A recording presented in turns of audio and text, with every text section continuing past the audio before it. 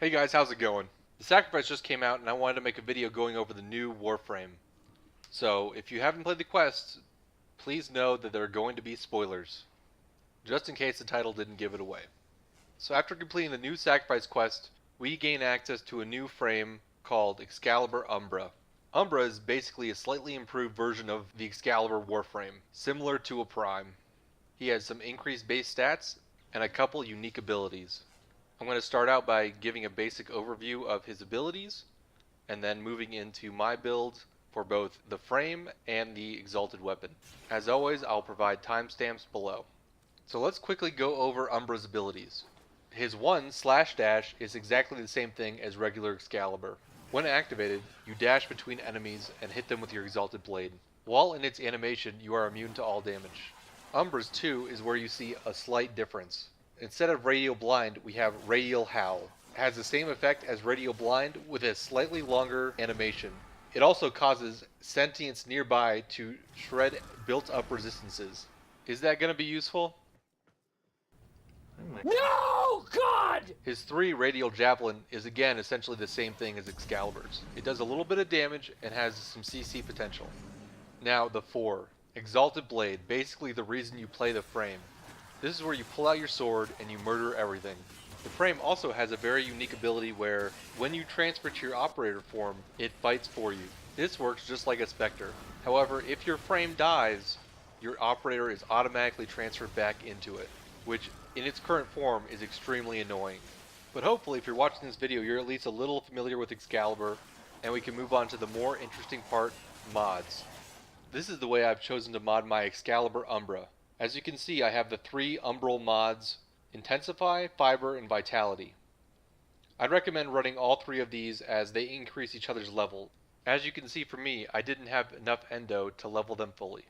But even at lower levels, these mods are fantastic. And one word of warning, please, please, please God, do not change the polarity of these slots as they cannot currently be changed back.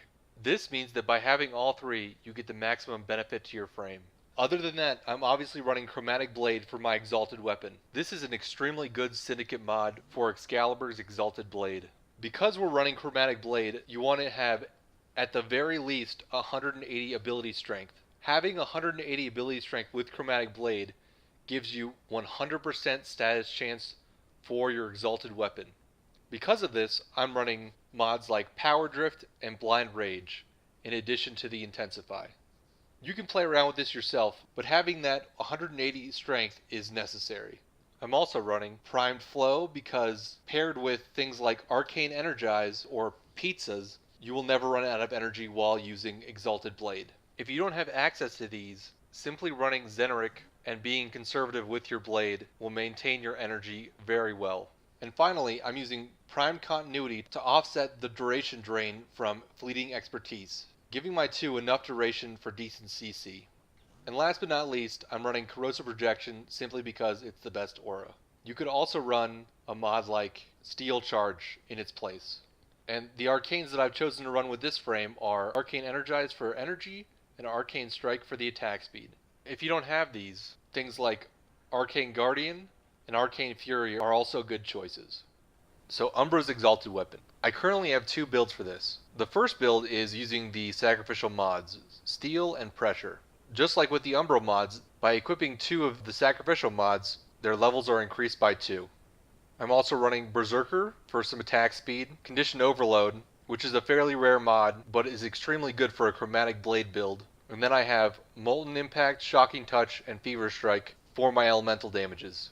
I have them in this order because my Chromatic Blade is currently set to cold, meaning that it will combine with my Fever Strike to create viral damage. You can change the element of your Chromatic Blade by changing your Warframe's energy color.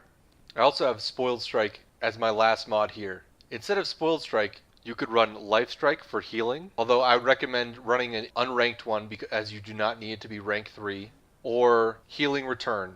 Both of these are good mods to keep your Warframe alive. The last thing I might recommend is Fury or Prime Fury for some extra attack speed. My second build is similar, however it is not using the sacrificial mods. Instead I have Drifting Contact and have added Primed Pressure Point. Using Primed Pressure Point gives me a little more damage. And while Drifting Contact is not necessarily ideal for the Exalted Blade, considering your combo counter will only increase when your sword itself contacts enemies and not the energy wave, it is decent for this, and I was out of capacity for this build. Other than that, this is very similar to the last, simply not using the sacrificial mods, which I find to be fairly lacking compared to the Umbral. If I were to have the capacity for a normal Chromatic Blade build, say on the regular Excalibur, this is what I would use.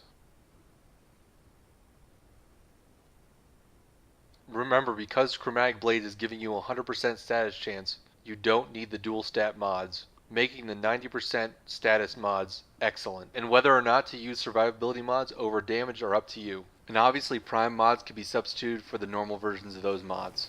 I am curious what you guys think about the new Warframe and especially the Umbral and Sacrificial mods. So if you have an opinion, leave it in the comments below. If you have any questions about something I covered in the video, please leave a comment as well. I hope you guys found this video helpful when planning your Umbra builds. And if you did, I'd appreciate it if you leave a like and subscribe for future content.